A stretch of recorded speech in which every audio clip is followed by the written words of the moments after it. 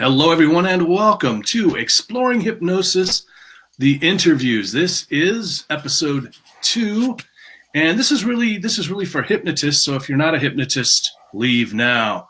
Actually, you might get a little bit of info, but really this is directed more towards hypnotists. But if you want to get some of the inside info on hypnosis, you're welcome to watch along. And today I'm excited to bring in David Barron, aka Dantalian Jones, is that right? Can't see the whole thing. Yeah, that's what I thought. Dantalian Jones. Your profile. Yeah. Dantalian Jones, and David is he's a hypnotist. He's a presenter. He's a teacher.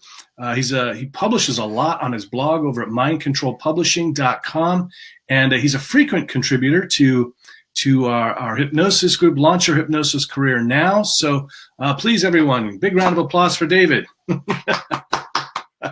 Greetings. Cue sound effects. Thank you much. David, thanks so much for taking the time to be on today. It's a pleasure. I love sharing it. And FYI, while I always address the advanced hypnotists, I find even the neophytes, the people who are just slightly curious about hypnosis, this is going to be good information. I always try and make it as broad across the spectrum of hypnosis interests as possible. Awesome. Thanks for doing that. And because, of course, my passion is really helping the newbies, the neophytes, as you call them, because I was one of them. For years, I wanted to be a hypnotist, and I just didn't have the courage to get out there and do it. Yes. And so I'm really I'm so passionate about getting them out there. And as I always say, folks, I believe that a rising tide lifts all boats. There's plenty of work for all of us because there's something like 6 or 8 billion people on the planet right now, and I can't serve them all. I'm pretty sure David can't either. So welcome. Come in and find a place to join us in this fantastic career. David, can you tell us a little bit about about you and tell us about your pseudonym as well? Yeah. Or pen name. Well, me, absolutely. Yeah. I had long been interested in hypnosis. I must have been maybe 10 years old. I saw the guy at the county fair, and I thought, this is just a guy, and he's doing some really cool stuff. I want that power. I'm motivated totally by a very juvenile desire for power. And so that piqued my interest, and I continued to study it. And then around it was really around late 90s, I fell back into it with a real passion and started to work with people. And in 1998, I started my own hypnosis practice. I did the most frightening and terrifying thing is I moved to a different location with a limited amount of funds and no escape plan, and started a hypnosis practice. And I will say, maybe I'm pretty skilled. I got lucky as well. And I started my practice there. So I've been doing it nearly 20 years now. Nice. And since that time, I've probably worked with maybe 10,000 people. I quit counting after about 20 years. I think you could say 10,000 people is accurate. Yeah. And I've done some writing. I never really was much of a writer until maybe about 15 years ago. And I just got inspired. I sort of asked myself, I'd done all this studying. I'm thinking, how much do I know? Can I talk about it in a way that is understandable and explains that I know this stuff? And I thought, well, the best way to do it is to document everything that this encyclopedia of experience could demonstrate. So I started writing. I wrote Mind Control Language Patterns, which is my experience of NLP language patterns and persuasion and influence techniques and things like that. And I wrote under the pseudonym of Dantalian Jones because the whole idea of mind control is somewhat alienating to people, and I thought I would actually exploit that. And so I created this bizarre and mysterious pseudonym that for years no one even knew who he was. Mm-hmm. And I really appealed to the really weird sort of manipulation and stuff like that. But you also find out that after you do this type of influence, is about you to begin into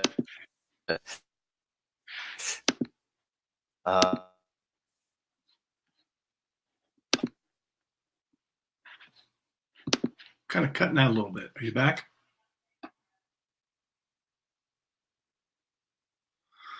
Oh no, I've lost David. Let's hope he gets back. David, if you can hear me, please connect back. So I do see we got someone watching. They gave us some clapping hands. Thank you so much for watching. I don't know how to pronounce your name. Burned. Thanks for everybody I can see that's watching. That's fantastic. Unfortunately, I don't know where everyone's comments are coming from. So I can't. So I'm having a little bit of trouble finding them to reply to you. If you head over to my my page, there we go. He's back. Hey, sorry. Some editing apparently. Lost you there. I know. Yeah, I don't know what happened. All right. Okay, so as I said, when you really throw yourself into something that is designed to influence and sort of mold a mind, your mind gets molded in the process. So I started to notice all of the persuasion and influence stuff that I wanted to master. It became less and less important, probably because it became more and more automatic for me. It became things that I just started to integrate. So for those people who are starting off, who are and have a sincere interest in any of this, my first words are be bold and fearless and go out and make every possible mistake you can within the limits of the law. And maybe even sort of skirting the law, but be careful, and see what works and modify what you know does work until it really fits. And that's essentially what I've done. Several years ago, I even though I've been doing hypnosis for nearly 10 years, I ran into the hypnotist that eventually became my mentor, and that was Mr. Jeffrey Stevens. And his model of hypnosis was very much different than mine. I originally had sort of cut my teeth on Milton Erickson and the very permissive form of hypnosis, and I think I was very good at it. What Jeff Stevens' model does is it's incredibly direct, it's incredibly authoritarian. It's about, I'm the hypnotist, so your responsibility is follow my instructions to get this result. And it cut down the time that I would work with people to an amazing sort of very laser-like result very quickly. It just went right to a subconscious level. It made a change, and all of a sudden people come back and they could not want a cigarette. They could not get upset thinking about going on an airplane. They couldn't create anxiety. And I would poke them with a stick and try them to get them upset until they would just say, no, I can't do it. Yeah. And that was very dramatic for me. And so that's the result that, I love to see and people love to share. And I want people who are hypnotists, who want to be hypnotists, to just have that same type of experience. Awesome. And I want to, you've said a lot of stuff here, and I want to unpack a little bit of that and comment a little bit. What I love this idea of, so what David said is that he wanted to kind of test himself, see how much he knew, and he wanted to publish. So, and there's a great term, it's called, teach it to master it. And that is so powerful. When you can actually teach others to do something, you find out, what you're missing and what you also need to learn, and that kind of thing. So I highly encourage you. And even if it's not other hypnotists, because I know that can be a little bit scary, especially for the for the newbies out there and the wannabes. And believe me, I said that with affection, guys. I'm not putting you down. That's where I was at too. But Right. you can teach the general public. You know more probably about how the mind works than most people out there. So start educating them, letting them know. The great thing about that too, like what you find with David, is you become recognized as an expert when you start publishing, when you start putting out videos, things like this. And you may not even be an expert, but people will think of you as an expert, and that's what will attract more clients to you and more opportunities. Really. Mm-hmm. And I love what you said about, I love this. Just you basically just jumped out of the airplane and hoped the parachute would work when you moved. And yeah. I do not encourage it. Right. Believe it. Don't try this at home or have even a backup as an experiment. Have a backup plan, please. Yeah. I was incredibly lucky. But yeah, and occasionally I do get to coach some people, and I want to make sure their foundation is really strong, and not their hypnosis foundation, but I also want to make sure that they have a financial sort of support system. They mm-hmm. either have a job, or they have a savings, or they have at least a really detailed plan on how they're going to go out there and make something great happen for a whole bunch of people. Right. You said something too, like, be fearless and bold. And I think, and so here's the thing, if you can't be fearless and bold, there's a title of a book. I've never actually read the book, but I love the title. It just says, feel the fear and do it anyway. Right. And that's really what it's all about, because you know what? I was afraid when I first started. I'm sure there were times when David was afraid. Even some of the big names in this business, when they first got started, and even now sometimes, if you put me in a different situation, I might be a little bit nervous about it at first, especially when I started actually presenting at conferences to other hypnotists. I was like, whoa, they're gonna laugh me out of here, right? But we all have something to contribute, and so so maybe be afraid, but do it anyway. Damn it, get out there, do it. Yeah, I personally, if someone is nervous, I got to tell you, I actually miss that feeling. Oh yeah, because it means I'm on edge. It means mm-hmm. there's something I have to risk, and fortunately or not, I've done this enough that I really have to focus on preparing. I have to focus on not just knowing I can walk out there and do, which I probably could, but I just don't want to do that. So, mm-hmm. I try and make it a little bit dangerous for me when I'm doing a presentation. And I can tell you one of the things I did. I was teaching. This group flew me to Italy to teach a persuasion and influence technique. So they had a translator for me, and I was teaching a very specific technique. The purpose of the technique is to just sort of change moods. I think I have it on Mind Control Publishing as the emotional switch pattern. And it really takes someone from a point of insecurity and brings them to a comfort so that you can work with them. So you actually do the work from that point forward. And someone asked me, I taught it, and someone asked me, I can't help this guy. I can't use this to make a guy a non-smoker. And I thought, I've never been to do it, and I don't know. Uh-huh. Come up here and let's try. Yeah. And I was completely blind, but I did it with this fellow through a translator. And while this is mostly useful to switch people emotionally, I managed to have him switch to becoming a non-smoker, and it fit. And I was surprised that it worked. I was surprised I was confident enough to try it, and daring enough to be willing to fail. And if I failed, I'd still be okay. Yeah, because I've never done it like this before, but let's try. And so it's not something I would ever teach someone to do, to make them a non-smoker with this technique, but I found out what the limits of it were. So yeah, be bold, and if you don't know something is going to be able to work for you, say that and then give it a try. Absolutely. Say, I don't know if it's going to work. Let's see what we can do.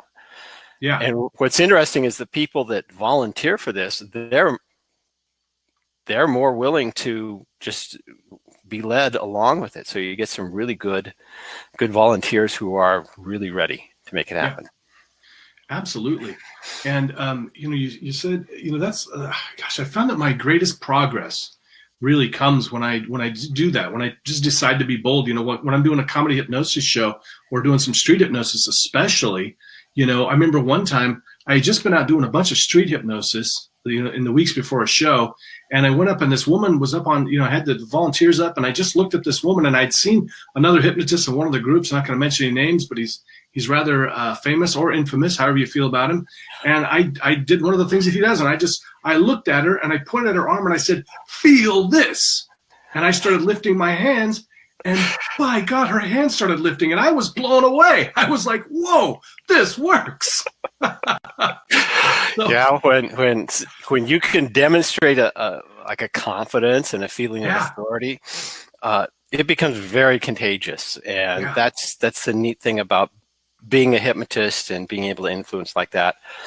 One of my a friend of mine who is also an author, he wrote this book. It's called The Ellipsis Manual. Mm-hmm. Chase Hughes. He talks about the importance of authority in influencing people. Mm-hmm. And it's stronger than any technique. Authority, if someone believes you are an authority, and you give them the instruction to do something, they'll do it. And the classic example is that Milgram experiment, where the experimenter kept telling someone, "You have to continue with the experiments. Please shock the learner." And the electrical charge went up and up and up. Yeah. And the only reason the person continued to shock their collaborator there was because this guy in a gray lab coat told him to. So think of it this way. You could commit murder just by you could have someone commit murder by simply wearing the right lab coat. That's the authority. And that's the authority you have, when you say, "Your arm will do this," and, it happens. Yeah. It's funny you say that because there was, if I remember right, in watching some of the videos, or maybe it was did they make a movie of it? Or I don't remember if I saw the actual. They did. Okay, made a movie of it. And I watched it. And they're actually, like, it's like some of them actually think they may actually kill this person because the person, they've been told they have heart problems and things like this. And so it's really wild. And the thing is too, is have an out for yourself. That's what I found out with doing street hypnosis is have an out, because we know this as hypnotists, we know some people are great candidates for stage and street, and some people are great candidates for hypnotherapy, and so you have that out that you can fall back on. I love this idea of this authoritarian kind of hypnosis you're talking about, because I think it kind of maybe started that way. We think of like Elman and stuff, and it's very direct, and then Erickson came along and things started shifting, and it's been more permissive, and we have this idea of like, well, all hypnosis is self-hypnosis, and I can't help you if you don't want to be helped, and those kind of things. And it sounds like you're saying maybe there's some room for discussion on that topic. Yeah, I will argue that point. I know some people who will say all hypnosis is self-hypnosis, and I will say, great, hypnotize yourself to forget your name for 15 minutes. Go. It's a great example. That's a great example. And I know have the ability to do that. I understand what they're saying. What they're saying is that in order to get the results of hypnosis, you have to comply with the instructions. I understand that, but that's not hypnosis. That's compliance. And my mentor, Jeff Stevens, he said there's no such thing as self-hypnosis, because that state of hypnosis happens when there's really no one there driving the bus. And you can get very relaxed. You can remove a lot of boundaries and barriers. But for him, the definition of hypnosis was it only takes place when there's no you there. And when you're at that point, you can say very quickly, you hate smoking. you have no cravings, you're a non-smoker, you will never want to smoke again that quickly. And that part of the mind, the subconscious mind, accepts it. But, again, I think there's some really good reasons to say all hypnosis is self-hypnosis because no one wants their mind completely effed with, Right. But anyway, that's my thought on it. Gotcha. This is a great discussion so far. We're going to jump into the topic of today's the main topic that we talked about was how to talk to the general public about hypnosis. Now, some of the stuff you're already hearing now is going to be helpful in that respect. We're going to get even more focused on that. Before I do, though, I understand, David, that you're a big supporter of Jeff Stevens, and you've got some great products of his over at your website at mindcontrolpublishing.com, right? Yeah, Jeff Stevens, he passed away in 2014. I was fortunate enough to teach some courses with him live, and I'm one of two people he sort of authorized to sell his product. So his course is a 3-day course that is videotaped. So there's like 6 hours of video and some audio recordings and a manual that really describe his process of very quickly through very 10 simple, easy to understand steps to get someone to a state where you are talking to their subconscious mind and making a change, getting an agreement from the subconscious mind. That's going to happen. And then you go on your way. And my policy is, Jeff, I don't think taught this, but I found out it's always fun at the end to test it. I say, hey, you're paying for a result. So let's see what your result is. Yeah. Try to want a cigarette. Tell me. And I get really maniacal on them. Want that cigarette? And they go, no, I can't, along those lines. Nice. Or bring up that anxiety. Think of that person yelling at you. Try to get upset. Try to get anxious, and they can't do it. So that's how dramatic it is. And this is a process that sometimes isn't more than 20 minutes long. Wow. For some people. So anyway, Jeff Stevens, his is on Control Publish, and you start adding and changing and modifying and things like that. And Jeff Stevens was able to get really good results in one session, and I can do that. I have found a couple extra sessions really add to it. Fantastic. Yeah. I really and that's on my website. Yeah. Yeah, so please go check that out. That's really interesting stuff. I mean, it's kind of this is what I love about talking with other hypnotists. And here's the thing too, one of the reasons I want to do these kind of shows like this, because I learn something every single time. I talked to James Sellis last time about stage hypnosis. We're doing this hypnosis. I got some great guests lined up for the future. I remember 20 years ago, I saw him. I was in San Jose, California. Oh, that's right. We invited him to speak at our little hypnosis group, and he came. And so I do remember him. That was great. That is so cool. I love that. And I keep looking down here. It's because I'm checking to see if there's messages for us. I'm not trying to be not on Tinder or anything like that, checking my messages or whatever. You have my full attention mostly, except for comments from people. So I love this because here's the thing. As hypnotists, I've seen this so many times, and I find myself doing this too sometimes. Somebody will talk about something with hypnosis, and I'll go, BS, whatever. That doesn't fit with what I know about hypnosis. And we kind of, and especially since most of us are working alone. We don't work in a clinic or something where we have feedback. And then there's also this, I find with so many hypnotists, and again, I have to stop myself from this all the time, but getting this ego thing like, well, I know how to do it. Well, my hypnosis will cure, 97% of people, or my, this, whatever. And in fact, I see people just all the time doing this kind of stuff. And again, please keep an open mind, be open to new information like a true scientist would be. That's how science is we believe something until we have new information that may may change that. So don't be afraid to learn something new. Check out the program. I've checked it out. It looks really good. It's over at mindcontrolpublishing.com. David, how do we talk to the public about hypnosis? Because they're all freaked out about it. I wear this little thing, it says right. David Barron, Hypnotist, right here. Yeah. So every once in a while, I will walk around with it, and people say, "Oh, you're a hypnotist," and so that gives me an opportunity to talk about it. Yeah. And sometimes they say, "Oh, you're a hypnotist," right? And so I have an equal opportunity to talk about it. I was again, I attribute Jeff Stevens. When you mention you do hypnosis, I always like to point out people don't pay for hypnosis. True. They pay for a result. Yeah. They don't want to be hypnotized. They want to be a non-smoker. Right. They want to be free from anxiety.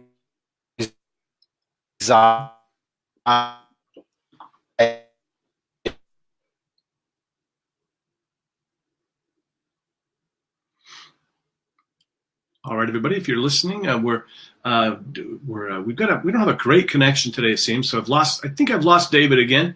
He'll reconnect as soon as possible. And thanks so much for listening in. We're covering a lot of really great stuff today.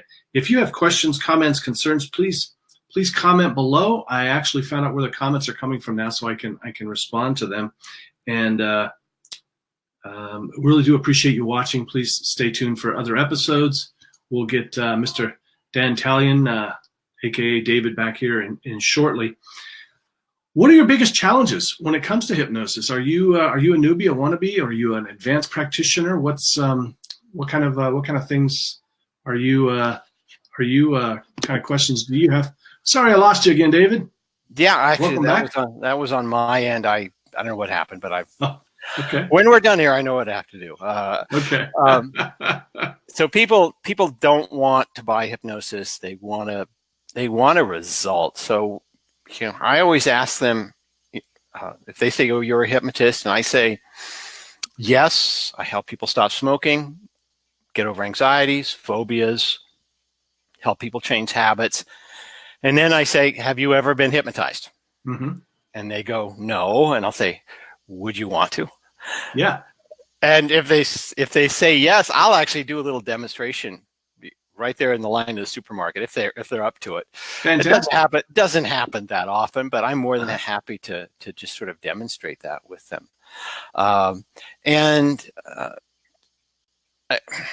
People around my town, they see me. I seem to wear always black all the time, and I have this little name tag. So I've been doing this for a couple of years here, so I suspect they're well aware of what I do, mm-hmm. and I just love talking about it. So, and a lot of people, I have occasionally, and maybe you have too, you've gotten the person that says, "I don't believe in hypnosis."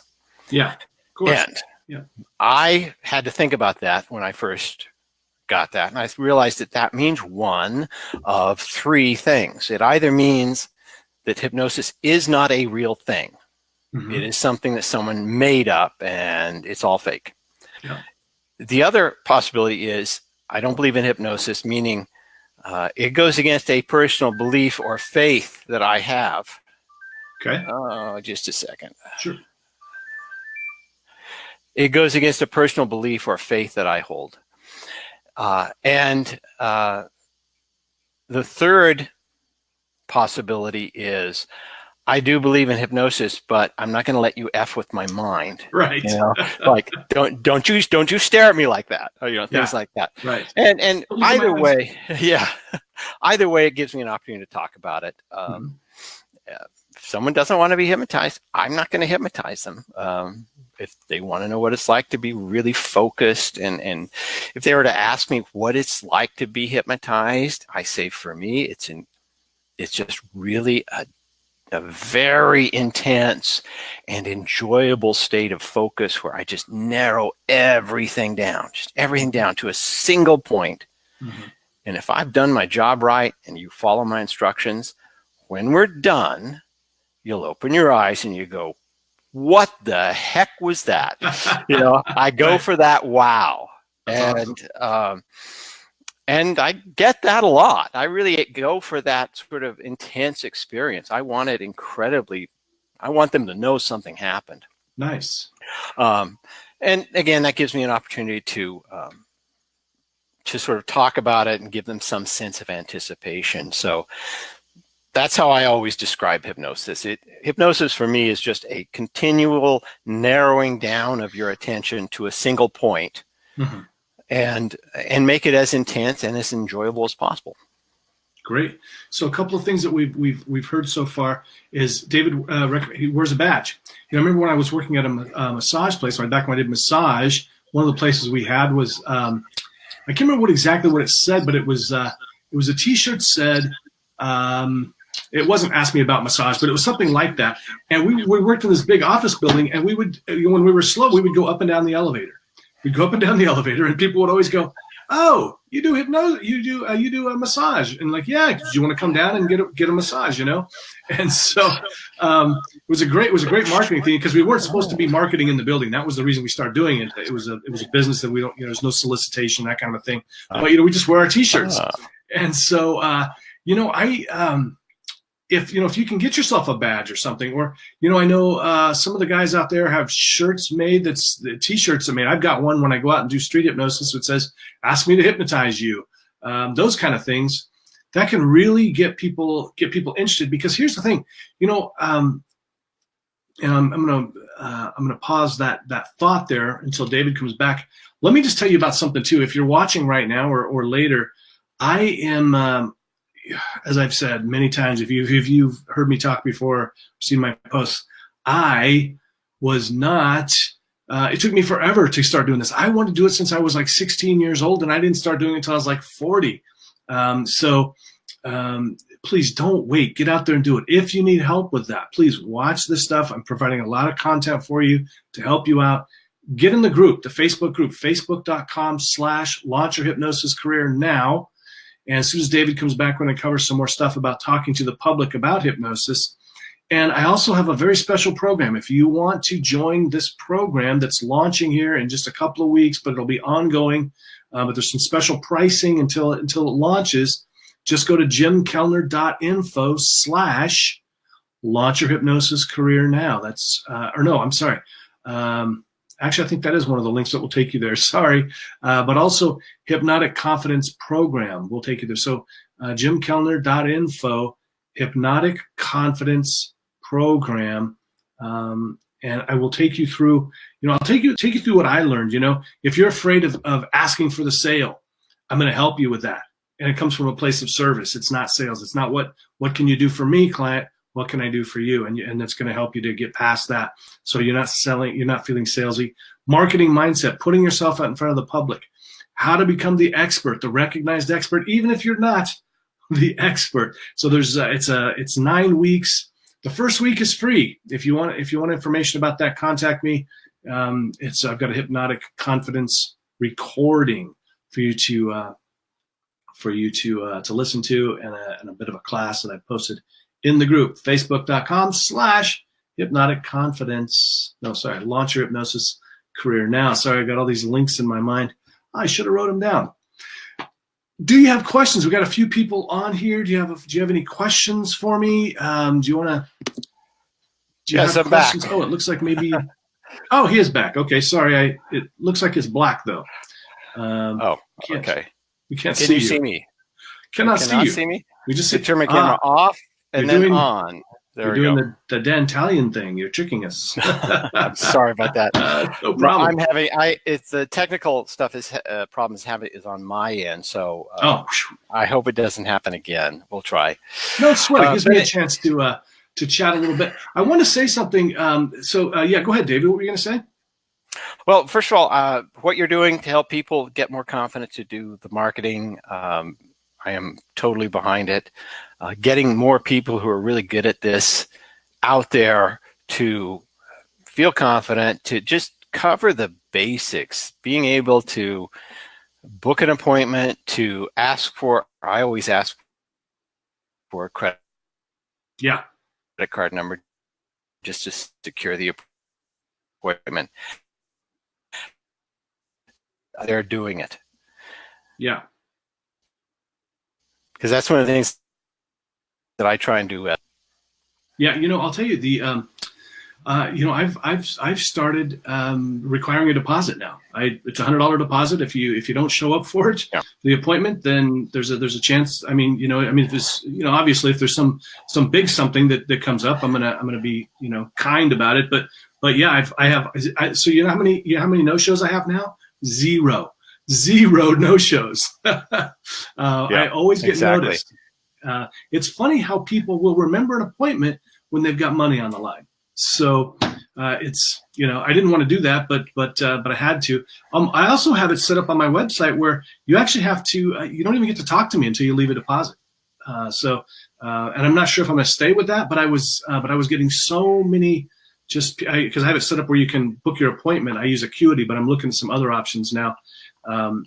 And where I was just getting all these BS appointments being made by people who apparently didn't know I charged to do hypnosis. I'd get on the line with them. They go, "Oh, this isn't free?" Well, I don't know where they got the idea, but I have to make a living, so I'm sorry. I have to charge you.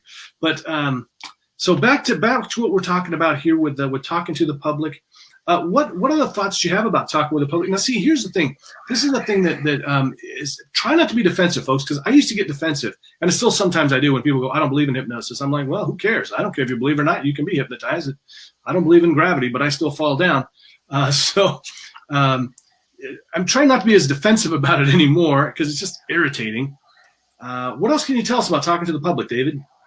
Well, first of all, can you see my picture? I cannot. Okay, that's all right. Fine. I've got a face for radio anyway. Most of the people close their eyes when I'm talking to them anyway.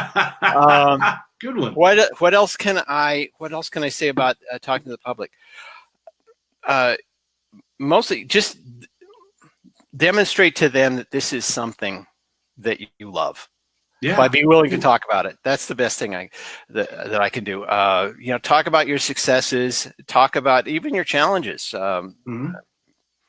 There are some people that people often come with certain presumptions and fears. They talk about someone not remembering any part of a hypnosis session. And what I will do is say first of all, that is possible, and it's possible because when I get your attention narrowed down to that really intense focus, that's the only thing you want in your awareness. So that's the only thing you remember. But I don't suggest amnesia. You will probably know that I was talking to you the whole time. You may or may not remember the words, but you're going to feel great. And we just go from there. I'd say probably just demonstrate as best you can how much you love this. That's where I would go with it completely.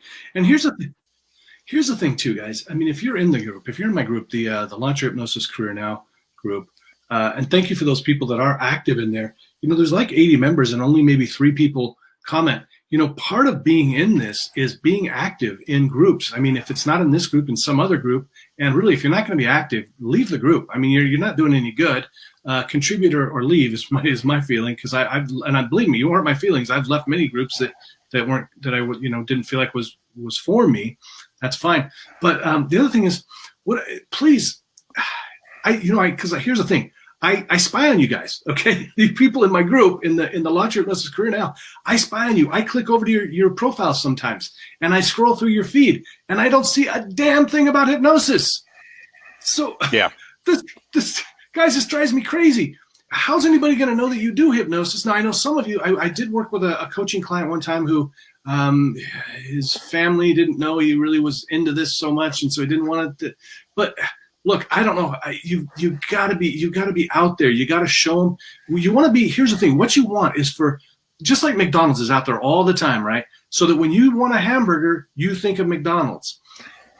When somebody wants to quit smoking, you want them to think of you. Now, I want them to think of me. So don't post. That's fine. They'll call me or David. But yeah, can I make a comment on that? Yeah, please. One of the things it clicked in my head when I started my practice in New Hampshire. I have 2 practices. One is in New Hampshire. One's on the other side of the United States in Oregon.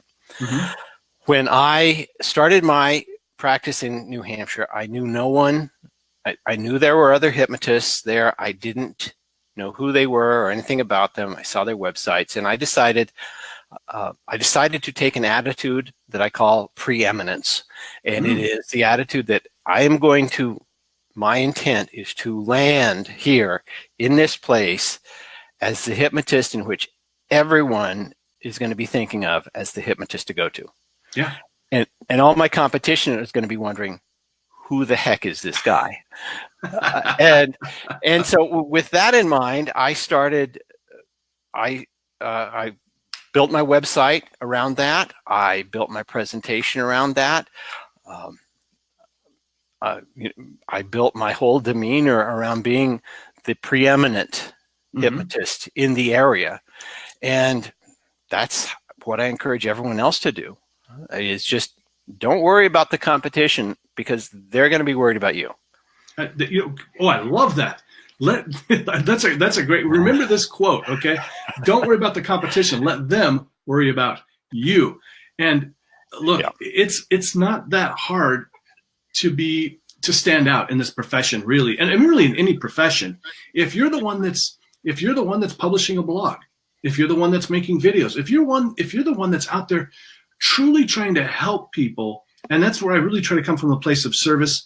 If you really are trying to help people, and so you're giving them quick tips on Facebook or on LinkedIn and stuff, people are going to remember that. They're going to recognize you. They're not going to remember the person that doesn't have anything posted, because they're just another hypnotist. Stand out. Do whatever you got to do to stand out. Right. David, I wanted to ask you a question. I know you got to go here pretty soon because he's got a client to work with. I wanted to ask you, so and you mentioned something here really powerful, and I'm glad that you did, because I used to kind of, especially before I started doing stage work, if somebody said, oh, can you, they'd say, oh, you do hypnosis, can you hypnotize me? I would go, oh, well, you really have to be, I really have to come to my office, and it's kind of a, it's kind of a, and I tell you what, you can see the face drop. It's kind of like they're excited, and then they're like, oh, well, that makes sense. Sure. What's better though is showing them something, right? Showing them some phenomenon. David, do you have a couple of favorite phenomenon that you like to do with people like that? Mine is my favorite phenomena is a finger stick. I just have them hold their thumb and finger together. I have them focus totally, absolutely, completely on that, put all their attention to it, and to imagine and pretend and suppose that it is glued together. And then I ask them to notice how hard it is to separate that. And you get some really weird responses. And I don't spend much more time than I just described it to do that. That's awesome. And if I want them to go further, I do that. If they want to go further with it, I could do it right there in the street if they ask me to. Now, you're talking about? You can see me, right? Is it this? Yes. Or you're saying you hold your thumb and finger? I'm saying just hold up one hand and place your thumb and finger together. Oh, this. Oh, like this. Okay, like this. Exactly. Okay, exactly. Great. I've never seen that. That's awesome. Yeah. And it works very well as long as they focus their attention on it. So I make it as intense as possible. And I'm so sorry. I've got to be going. I've got my client calling me right now. So okay. David, thanks so much. Thank you so much. Yeah, you'll find the links for David down below in the comments. Thanks so much, David. I appreciate you being on today. And I really appreciate all of you watching, because you know what? By watching, getting involved, you're going to advance your hypnosis career. Start educating people about hypnosis. We've done a terrible job of informing the public about hypnosis. We've got people that don't believe, and then we have people that think it's BS. So, what is it, people? Is it not real, or is you're afraid of it, So please get out there. And I do want to remind you, go grab David's products from Jeff Stevens. Really, they do look like some powerful techniques to learn. You can find those over at mindcontrolpublishing.com. And if you're a hypnotist, you're trying to launch and you're having some trouble, I can help you with either coaching, or you can join the 9-week program. First week is free. Hit me up if you want more information about that first week, if you haven't already seen the class for that. And you can find my program at jimkellner.info/launch your hypnosis career now.